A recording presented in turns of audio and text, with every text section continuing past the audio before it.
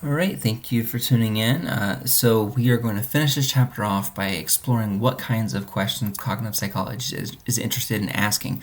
So you may remember the previous two videos we were saying, well, we're going to talk about what cognitive psychology is by looking at where it came from. And I think that by looking at those previous catalysts for cognitive psychology, we now have a pretty good idea of what it is. But just to put it into words, for those of you that like to take things, cut and dry and very literal, the book's definition is that what cognitive psychology is it is the science of how the mind is organized to produce intelligent thought and how it is realized in the brain. Honestly, I don't like this definition. I think it's super vague. I don't know what a lot of this stuff means. Like, if I'm being skeptical and very critical, like, what do you mean how the mind is organized? Organized in what way? Is it self-organized? Or is it like organized by something else? What is an intelligent thought? Like, what does intelligence mean? How does it produce something? There's a lot of things I don't like about this definition.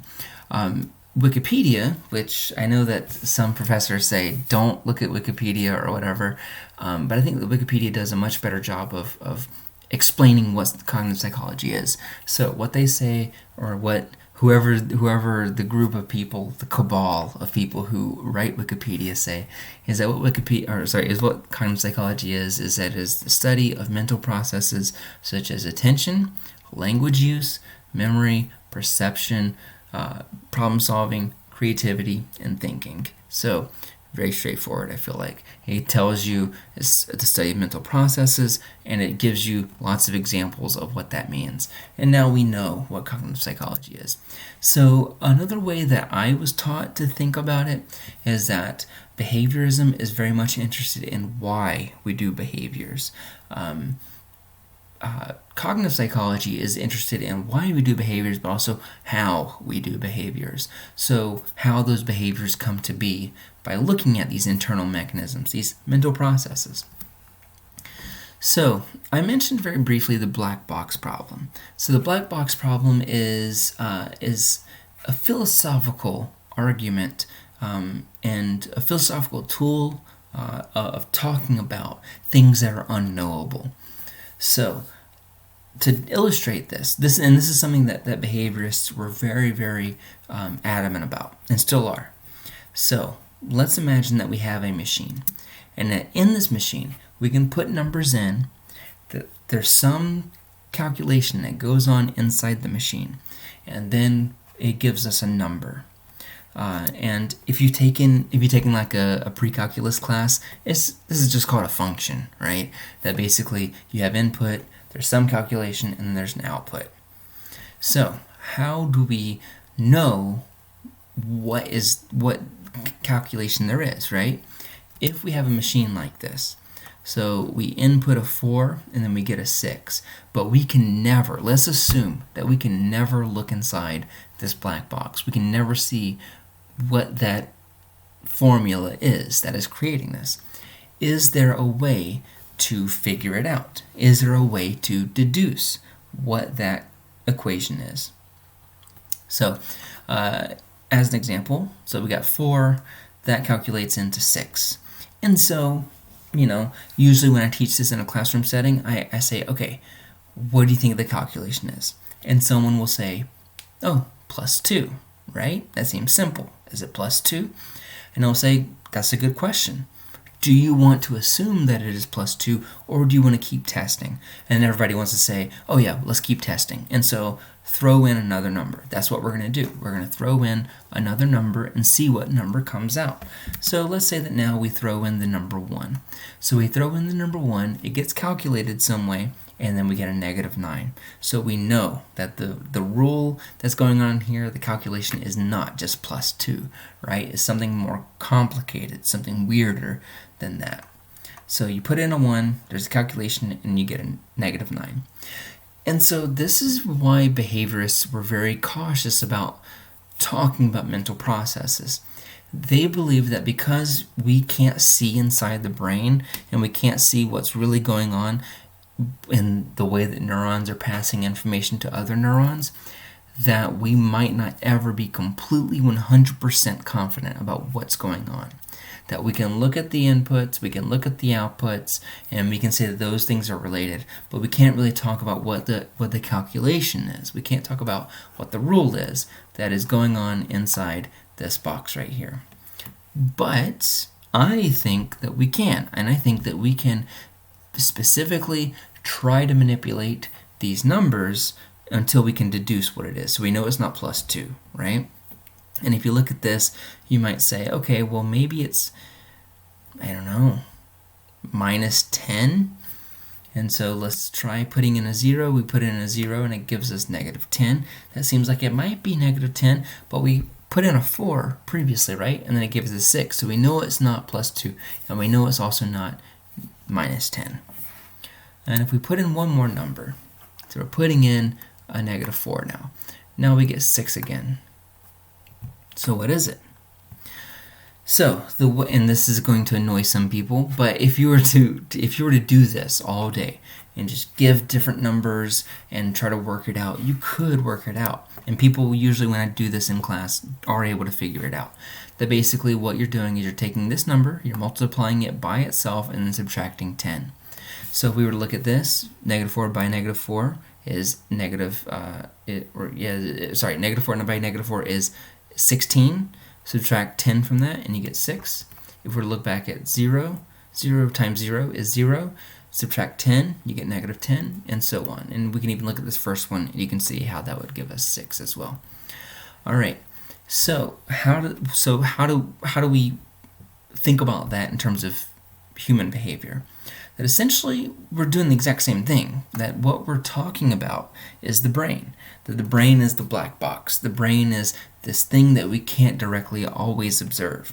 So we have incoming stimuli, we have things that we hear, things that we smell, things that we touch, things that we hear. I think I already said that. And then something goes on in the brain. There are some calculations that are going on, and then we respond to it. We behave to it. We take notice of it, whatever.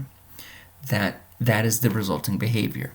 And so essentially what cognitive psychologists try to do is that they're going to systematically manipulate what's going on here in the incoming stimuli, and then measure what's going on here in the resulting behaviors and try to find what the connection is, what that hidden calculation is. And now, honestly, we have some good methods of how we can peek inside the brain to see what's going on. So things like neuroimaging. We'll talk more about that next chapter. But things like MRI scanners, PET scanners, EEG, and things like that, we can actually measure and observe what's going on in the brain to some degree. We can peek inside the black box, as it were. So I'm going to give you an example of what this would look like in a cognitive methodology. So using cognitive psychology, how we would try to figure out what's going on in the mind. So a lot of these mechanisms are going to be derived through indirect means. So here's a very common task. It's called the Sternberg search task. And what the Sternberg search task is that you are asked to look for a specific stimulus, and then you are going to respond yes or no if you saw that stimulus or not. That's all you got to do. And so what I'm interested in is how you go about searching for that. You know, do you start in the top left corner and you scan across until you find it? Do you start in the middle and circle around, spiral outwards? Whenever you notice what it is you need to look for, do you keep looking for other instances of it? There's lots of different questions that we can ask. One of the most popular questions is going to be how many distractors you have in that particular stimulus set. So in this case, what we're looking at here is out of 6 items, how quickly people are able to say yes or no, depending on if they saw something. And so what we see is that there's essentially kind of a linear relationship here. That as the number of things appears on the screen that you need to search through, the longer it takes for you to say if you did or did not see it. And that's probably not super surprising, right? But it does show us that there is a direct relationship here. And so what we are doing as cognitive psychologists is that we are going to systematically manipulate the independent variable here, which in case is going to be the number of things that you see, and we're going to then try to track and look for a relationship with the dependent variable, which is going to be how long it takes for you to say you did or did not see something. So I'm going to give you an example of this. And usually when I try something similar to this in the classroom, it's kind of, people are able to interact a little more freely. So I'm just going to assume that you're going to do this silently. You don't have to actually say it out loud. But I want you to examine these numbers and say and think to yourself if you see the number 6 or not. And so the only kind of decision, the only kind of judgment you need to make, the only kind of response is yes or no. You did or you did not see the stimulus. All right, so if we were doing this in real, in a laboratory setting, I'll be measuring your accuracy and also your response time. All right, so here we go. So we got a 4, and you would say no, right? You would say yes because you see a 6.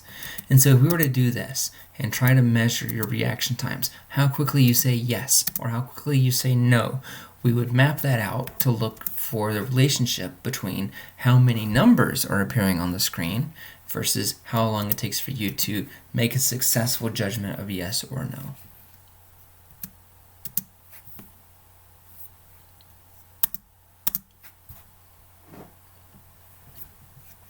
And so again, what we would be doing, and this probably worked for you too, is that whenever you saw this longer number, it took you longer to search through this number than it would if there was only 3 numbers, right? And that's exactly what we see here, is that there is that kind of relationship. We'll talk more about what this data specifically mean in Chapter 5 when we talk about attention. To give you another, maybe more hands-on approach to the Sternberg search task, we could ask if you see this emoji, the wary emoji, in these set sizes. So, do you see it here? No. What about here? Yes.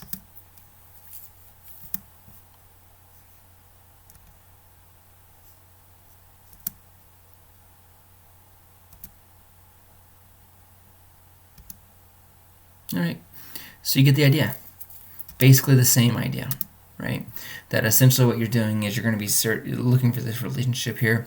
It's named after, it's called the Sternberg search task because Robert Sternberg was the first guy to really kind of pioneer this stuff, and this is a task that's used a lot in cognitive psychology. So that is going to be it for this chapter, or for these videos. The next chapter that we're going to be talking about is Chapter 2, which is cognitive neuroscience. So we're going to be looking at how we can see what's going on in the black box, which is our mind. How can we use not only cognitive methodology like we just looked at, but how can we use that with cutting-edge technology to figure out what's going on in the brain and why it happens. That's going to be the subject of number 2, and I'm super excited to talk about it, so I will see you in those videos very soon.